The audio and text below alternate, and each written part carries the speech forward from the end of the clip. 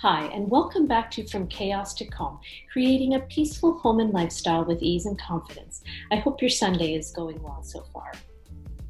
You know, sometimes the clutter that we feel is not always in our homes. It's often in our minds and even in our bodies. Today, I'm thrilled to share a conversation with you that I had with Dina Merhbi. Dina is a dietitian and nutritional therapist and has spent the last 20 years working with women on releasing unhealthy eating habits and body image issues in order to boost energy and become more successful both in your business and in your everyday life. So grab that second cup of coffee and enjoy this conversation with Dina Merhbi. Hi, Dina. Welcome to From Chaos to Calm, our online series that is being hosted by me, Tina Venema, and through Calm House. I'm super happy to have you here today, and I'm so excited to have you share with our audience the things that we've been talking about lately. We're changing our angle a little bit today, talking about organizing and decluttering and looking at it from the aspect of how we do that in our physical body and with our health and our nutrition. This is a topic I think, Dina, is particularly important to our audience and to women when they begin to figure out how they're going to bring calm into their life and into their homes. We talk about a little bit about the mind, and today we're going to focus a little bit on how we do that in our physical self. So thank you so much for being here. Thank you for having me. It's a pleasure. Excellent. So I always like to, with our speakers, to talk a little bit about their story, because from their background story, it's usually comes the reason why they've arrived where they are and why they're experts at what they do and why they have such a passion to share that.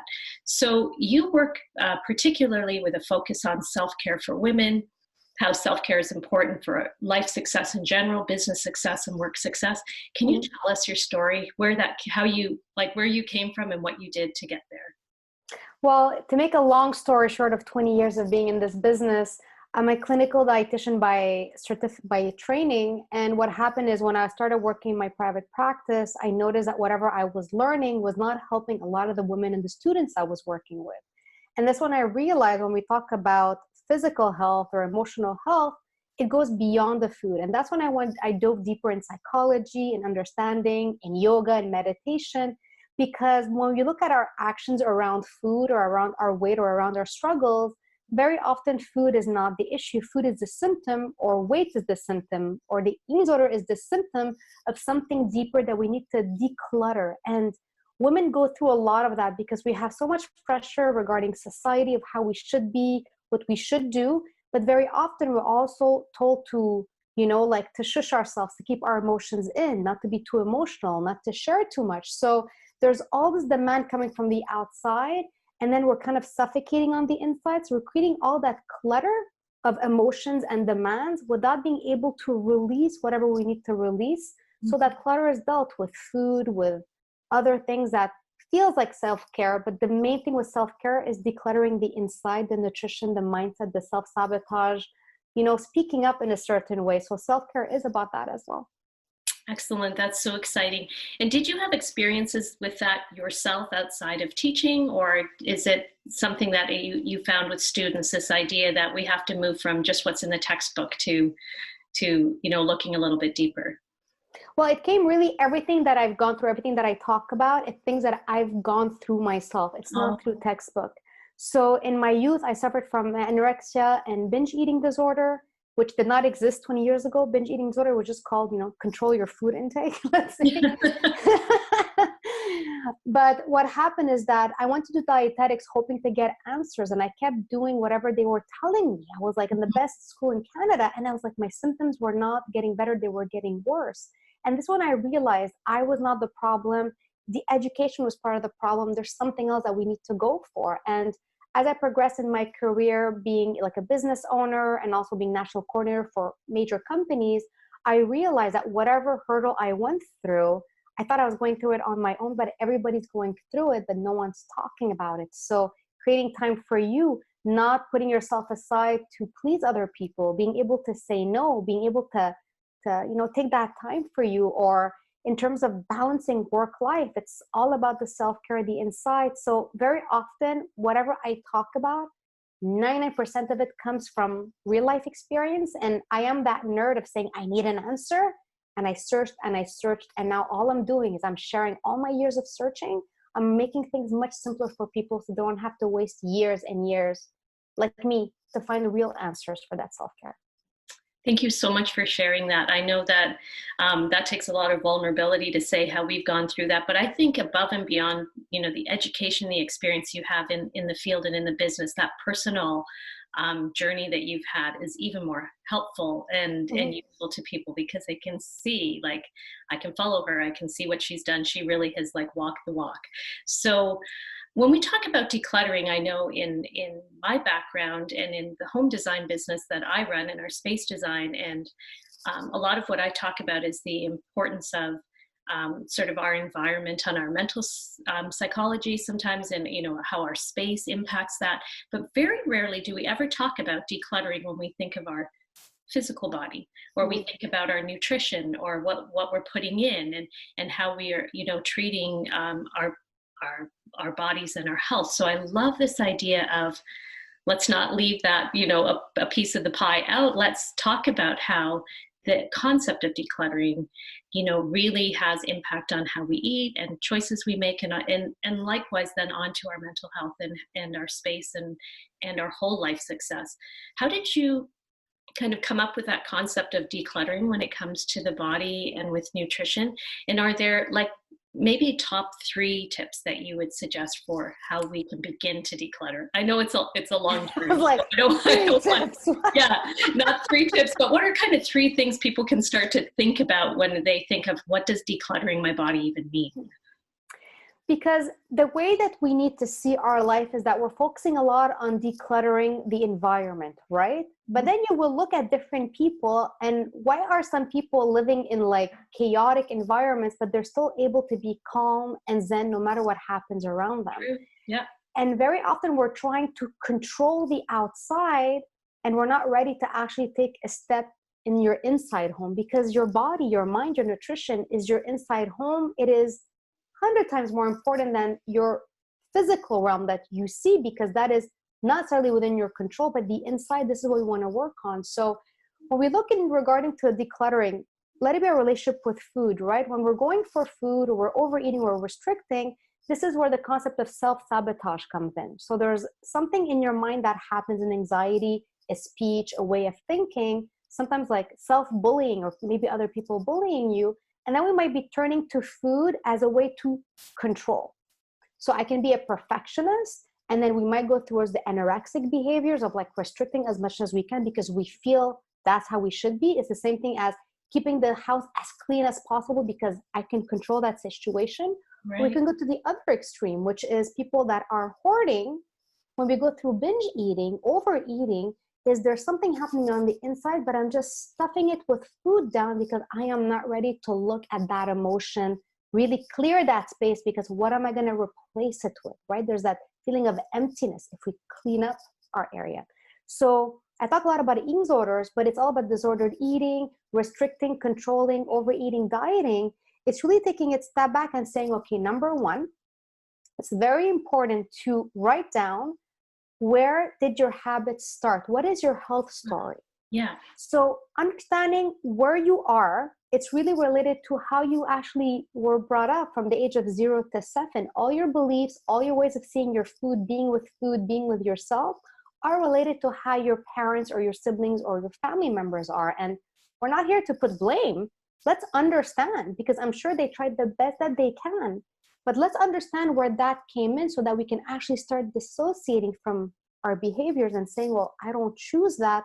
It's like shopping a new home, right? You don't want to live and stay in your family home, maybe. You want, like, I want to build my own home. So you need to understand what you no longer want so you can actually build the home, build the life, build the body that you are happy and content and happy with from the inside and out. So that would be one thing. Looking at your story, that would be amazing. Number two, feeling the emotion. Very often we're cluttering ourselves with activities, even with alcohol, with food, to kind of numb something. And sometimes we have to say, we do not force the emotion, we need to move through the emotion. So let it be anger, stress, jealousy. If you're feeling something really kind of rise up, sit back and let it rise up, and it is going to fall down like a wave. You need to face that moment so that You're not bringing that clutter of eating maybe when your body is not hungry, right? You're just giving it more work. Same thing with a home, you're just piling on stuff in a certain way. Mm-hmm. And the third thing, when you look at your decluttering the inside your body, your physical body needs oxygen. I talk a lot about movement, and movement not in terms of fitness. How can you create oxygen? How can you create movement? How can you create air within your body to let things flow? So when you look at the home, sometimes we want to declutter, we want to freshen up, we open the windows and we vacuum and we do that spring cleaning. So it's kind of seeing what can you bring as a wave of inspiration inside of your body to start creating that change. So it can be movement, breathing, yoga, meditation, but it can also be positive reading, mindful reading, meditations that are guided. So what can you do to bring on the inside a movement of freshness to shift things around? Like the same thing as you do to when you clean up and you do spring cleaning. What do you do? What can you do in a physical way? And movement is important even before you start like nitpicking the food, for example. So that would be my third tip would be. Perfect. Perfect. I'm sitting here just like so excited because I love a number of the phrases that you used while we've been talking. And we chatted a little bit ahead of time, but we didn't really dig into it. And first of all, I'm just like, love the idea of your inside home. What a perfect visual you've created for people to kind of, we all know how to do the house thing, right? Because like you said, it's on the outside, it's not deep emotion. We know how to choose a new color. We know how to freshen something. We know how to clean out a drawer. Mm-hmm. But equally and more so important is how we do that. So I love that you use that term inside home. I might end up using that in the future. And I just love also those three tips and the analogies you drew to the thing that's easier for people to do, which is taking care of the outside. And how do we apply those principles to the inside? So thank you so much. I have goosebumps. Sorry. I really love that. I love that concept. And I know I'm going, like, this will be shared, but I'm really happy to, I'm going to be using that myself is what I'm saying. Amazing. Going forward. That's my mission. My mission is really to inspire people to see things differently. Yeah. Take the guilt away and just cherish the body, the life that you have, and being able to create that inside home that creates like calmness, that no matter what happens around you, you're like, I'll be okay. Oh, I love that. That's perfect. I think that's so helpful and such a breath of fresh air for our viewers. So how would you say that the inner and outer clutter that we have, that in the outer clutter could be, you know, things in the world around us, judgments we feel, it could be our home, it could be our environment. How do you feel that both the inner and the outer clutter affect our health, you know, kind of in broad terms?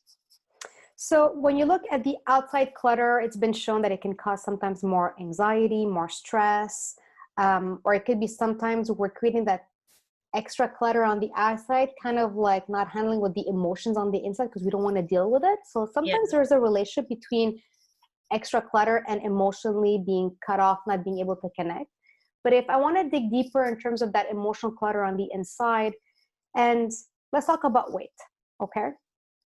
Your body needs to be at its state of zen and well-being to do its best, for the organs to work well, for you to sleep well, for you to be good, be hungry, be full, being satisfied. But whenever we bring in a lot of stress, a lot of clutter on the inside, like emotions, we know that when we have a lot of anxiety and we don't deal with it, it creates ulcers. It can also make your organs to actually work less efficiently. When you're very stressed and you're maybe just going and just trying to struggle through times and you're cluttering your body maybe with medication, even with supplements, even with natural products, you're not letting your body do its thing. Your body is like an amazing thing, better than anything that we can actually invent. It is there to work for you. And this is whenever you're doing things that are misaligned with what your body needs, your body will react by decreasing its metabolism, by sending you signals like acidity, ulcers, by getting your organs are actually going to be like shutting down in a certain way. And that's a sign that there's something that is not working. There's too much stuff happening, like memories, like cell memory. We talk a lot about that with in yoga and chakra alignment. When you bottle so many things in, it's clogging up. And when you cause clogs, things are not able to move. And this is when disease and health issues can happen.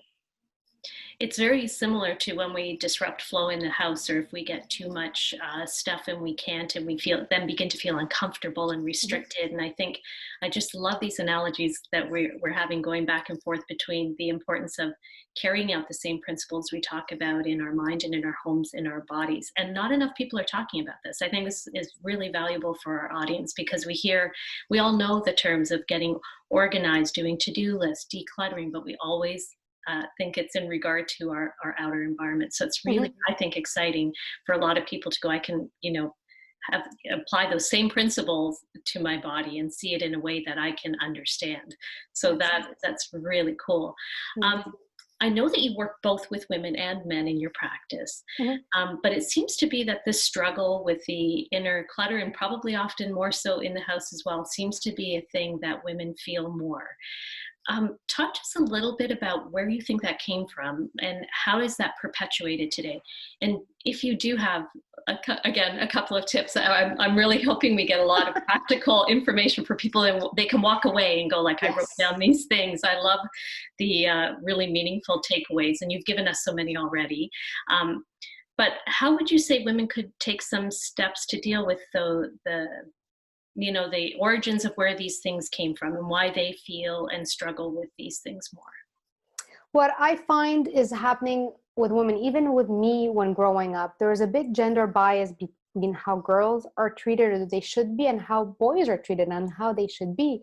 So, for example, when I was growing up, I was very opinionated, very loud, and it Great. was very like, I haven't Love changed much, but there was a lot of moments of like, don't be like that, keep quiet, you're too opinionated, people are not going to like you if you're being too opinionated. So there's a lot of comments being like that, and it started kind of like saying I'm not able to share, I'm not able to be me, so I need to follow what people around me are telling me. So I'm not able to say no, I have to always say yes, I have to be nice, I have to be the nice little girl. So there's something there where it happens with a lot of women are scared to say no. And as well, they didn't sometimes grow up in an environment where they're able to share what they want, saying, no, I don't want this, but I want to do that. And very often when women are growing up and then they take the role of mothers, they feel like they need to say yes to everybody and they come last in their family. So their self-care is always coming towards the end. And this is where we see there's a bit more women than men that are struggling with this, but we can see it in everything. A lot of women don't go and ask for promotions. A lot of women don't stand up. Like the Me Too movement, a lot of women kept a lot of stuff on the inside because they thought, oh, maybe I'm just too girly, maybe I'm too sensitive. No, we're human. Something was happening on the inside. There was clutter that was piling up, but you were not able to release it because you had to keep that image or whichever way you were brought up in your family as well. Mhm. So that's when we see women are having that kind of influential of, having to bring that clutter. And also women have a lot of stuff on their shoulders of multitasking the family. Whenever, even if both are working, both parents and there's kids, we see more and more it's the female or the woman who is doing more above and beyond than the male partner. Yes, absolutely. So when we go above and beyond, where's that me time? Where's that Yeah, self-care time? exactly. So I can completely relate to you on that one. I was a bit of a what we called a tomboy growing up, and I was just sharing with some friends the other day that all I ever wanted for Christmas was Matchbox cars and Hot Wheel tracks. And I still can remember my dad saying those words to me. No, those are toys for boys. They're not for you. And my mom, thank goodness, stubborn and liberated Danish woman, she got them for me anyways and said they were from Santa. So my dad couldn't say a thing. But even just that story, funny now, really highlights what you're saying about how it from a very young age, even in things like toys and things like that, there was just this message sent: be not like yourself. So Mm-hmm. be more like this. Don't play with toys like that. Don't speak up. Don't. And I think it's really valuable to know for us that when we kind of wonder, why do I feel this way, that we understand it's been there for a long time, Long both time. from, like you said, a parenting aspect as well Mm-hmm. as from the society and the Mm-hmm. society norms that we've, Mm-hmm. thank goodness, I think we're seeing some change, but Mm-hmm. you're right, we've had a lot to carry. Mm-hmm. So one thing I know is you've brought a gift for our audience and for our watchers, and I'm super excited about it, but I'm not going to say anything about it. Would love for you to share what that is. So through the years, I was trying to find a system, a method, right? I was creating all this amazing change for my clients. And I'm like, how can I put it down on paper in a certain way? So this is where I kind of went and found the 5 pillars to actually help you, take care of others around you, but respect yourself at the same time. So this is where I created the body balance method. This is what my guide is about. If ever people are struggling with, because I work with a lot of people with weight loss and eating disorders, or let's say balancing their weight, very often we're always yo-yo dieting. And again, yo-yo dieting, all these plans, you're cluttering your body with things maybe it doesn't need, or you're starving your body from things that it does need. So I was able to find a process that when you follow through it, and one of them is looking at your health story of understanding where everything came from, and then balancing your body, nourishing your body so it's working with you and not against you. And then how can we work rewiring those beliefs, and how can we change that self-sabotaging thought? And there's even talking about like how to say no, and it's okay, and creating that self-care. So it really brings somebody from how can I reboot my beliefs from the beginning of understanding where they came from. How can you feed your body properly so it works with you? And then doing that amazing work of rewriting, because whichever way that we are right now, we're not born that way. We're born healthy, we're born balanced, we're born clutter-free. So if you're born with that freedom, you can go back and reach that freedom again. But there's a process to start, like spring cleaning. There's a process Right. that we need to go through. Exactly. And then you get to choose, what do you want? It's as if, you emptied your whole house, you cleaned up, you made sure your foundation is good, you painted everything, and you're like, what furniture do I really want? And this is what creates that amazing empowering for women, but I'm seeing more men as well needing that empowerment, that I don't have to be the man of the house. Like there's so many things, men as well, that they're struggling with. But that guide, it really gives you that amazing guideline, that beginning, and it even comes with a workshop that goes through it so I can explain a little bit more. So it's really like my aha moment a few years ago. I'm like, wow, everything came together, and I was so excited to share with everybody. I'm so excited. So for you out there, there'll be a link that you can click after the interview, and don't forget to pick that up. I'm just so excited, Dina. Thank you so much. It's like you've closed the circle on what we're trying to accomplish here by showing us how decluttering is very relevant for the body and for our nutrition and for our inner health. Mm-hmm. We all know the new term, which is the inside home, which I just love. And I hope we'll continue. Exactly. I hope we all continue to use that and to have that vision in our mind that you've kind of painted for us today. I think it's super valuable, and I really, really thank you for being here. Oh, my pleasure so much. Thank you. And I just wanted to thank all our viewers for being with us again today. We look forward to seeing you again. And don't forget to click the link below so that you can take Dina's guide home. I'm sure it will be so helpful for our audience. Thank you. Thank you.